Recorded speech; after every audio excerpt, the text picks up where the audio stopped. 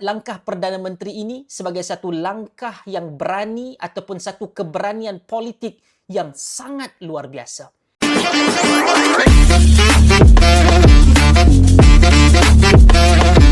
Bismillahirrahmanirrahim. Assalamualaikum warahmatullahi wabarakatuh. Sahabat-sahabat yang saya hormati sekalian.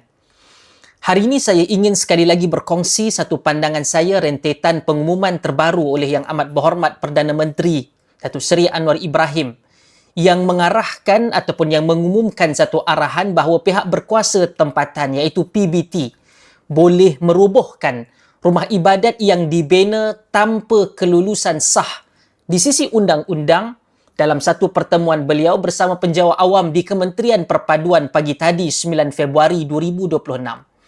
Sahabat-sahabat, hakikatnya ini sama sekali bukan isu yang kecil ya. Ini isu yang ramai pemimpin sebelum ini sangat berhati-hati kerana wujudnya kebimbangan untuk mereka sentuh isu ini. Sebab risikonya besar dari sudut politik dan emosi masyarakat. Oleh kerana itulah, saya melihat langkah Perdana Menteri ini sebagai satu langkah yang berani ataupun satu keberanian politik yang sangat luar biasa. Keberanian yang meletakkan kedaulatan undang-undang mengatasi kepentingan populariti politik.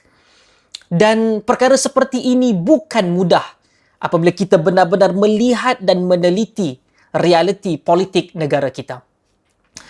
Kita semua tahu isu ibadat ataupun rumah ibadat tanpa kelulusan bukan perkara baru. Dan telah pun ada puluhan tahun dahulu, jauh sebelum Datuk Seri Anwar Ibrahim dilantik sebagai Perdana Menteri ke-10. Bukan hanya muncul selepas November 2022.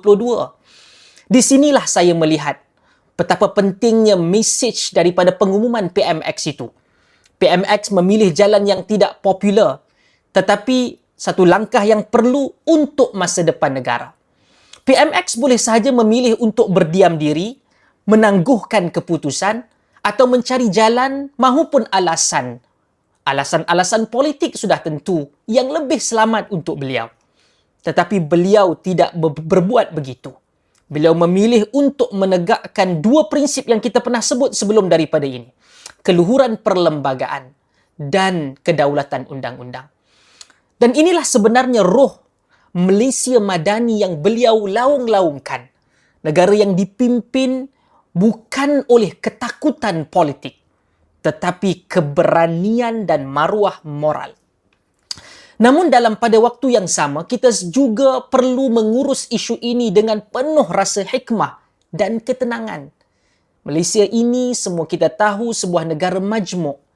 Setiap rumah ibadat mempunyai nilai rohani yang sangat besar kepada komuniti masing-masing.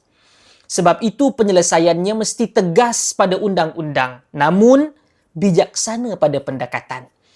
Dan saya percaya pendekatan kerajaan Madani pada hari ini sedang cuba mencari keseimbangan yang sukar, namun ia penting.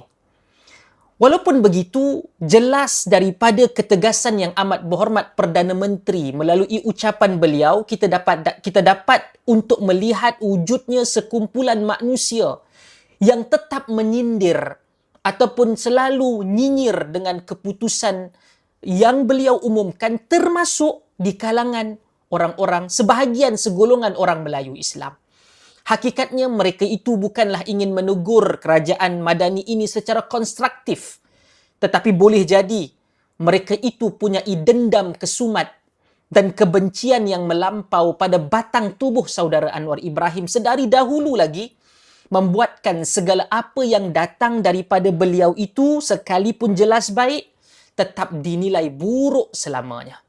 Kita mengatakan nas'alullah al-afwa wal-afiyah. Moga Allah Subhanahu wa taala berikan hidayah buat mereka dan kita semua. Saudara-saudari, saya percaya majoriti rakyat Malaysia tanpa mengira kaum atau agama mahukan perkara yang sama. Apa dia perkara itu? Keadilan yang konsisten, bukan keadilan bermusim, bukan keadilan mengikut tekanan, tetapi keadilan yang tegak berdiri di atas undang-undang. Kalau ini kita dapat jaga dan pelihara, insya-Allah keharmonian terpelihara, kepercayaan rakyat kembali kukuh dan negara mampu bergerak dengan lebih tenang untuk maju ke hadapan.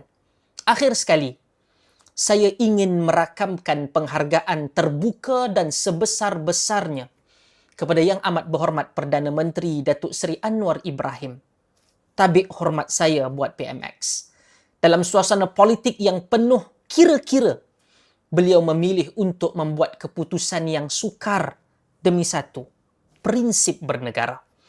Sejarah biasanya mengingati bukan pemimpin yang paling selesa, tetapi pemimpin yang berani melakukan perkara yang benar pada saat yang paling sukar.